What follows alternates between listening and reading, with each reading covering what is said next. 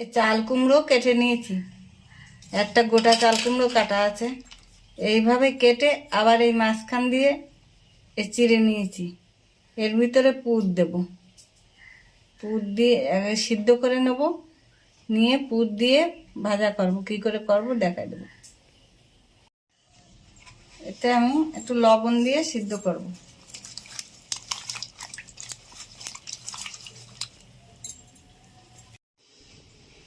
এই মিক্সারের বাটিতে চিংড়ি মাছ, আদা, চিংড়ি মাছ, আদা, পোস্ত, সর্ষে, জিরে আর এই কটা কাঁচা লঙ্কার থেকে পাকা লঙ্কা বেছে নিয়েছি।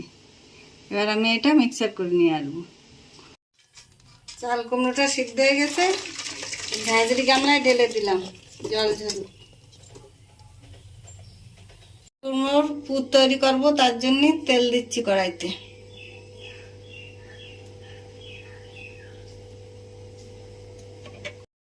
তেল গরম হয়ে গেছে, পুরটা ভেজে নিচ্ছি, তেলে কষিয়ে নিচ্ছি।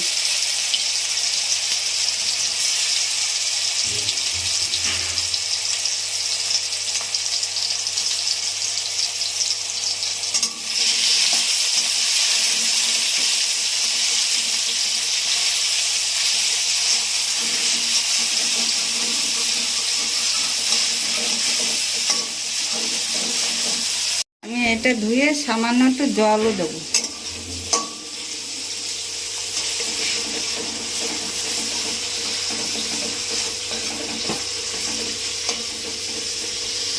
দেবো একটু লবণ।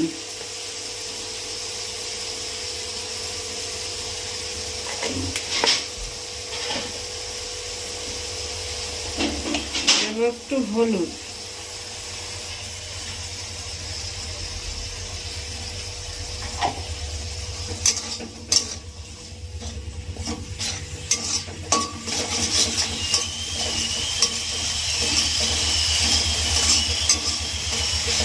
তৈরি হয়ে গেছে, এই দেখেন।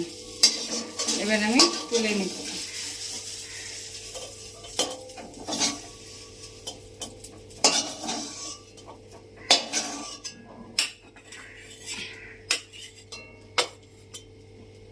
আর ঠান্ডা হোক, তারপরে আমি দেখিয়ে দেবো কি করে দিতে হবে।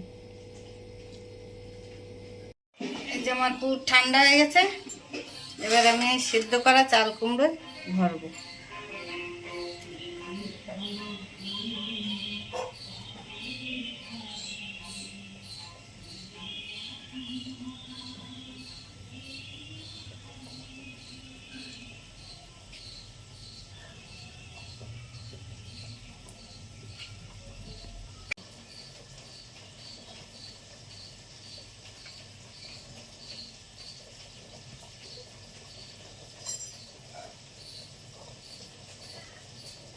এই দেখেন আমার সব পুর ভরা হয়ে গেছে, সব কুমড়ো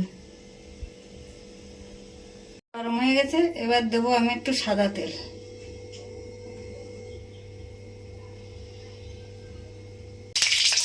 এবার আমি একটু ঘি দেবো সাদা তেলে।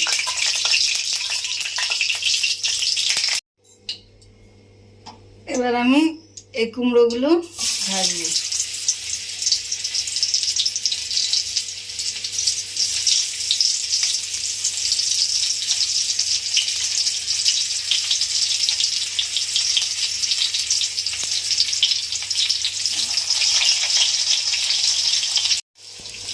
এই যে আমি এগুলো উল্টে দিচ্ছি।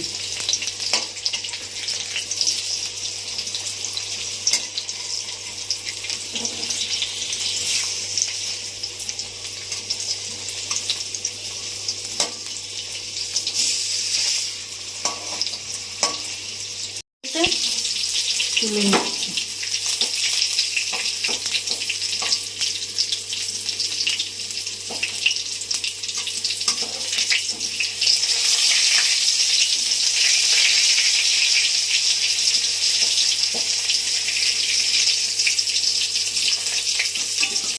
এইভাবে চাল কুমড়োর পুর বানিয়ে চাল কুমড়ো দিয়ে খেয়ে জানাবেন কেমন হলো।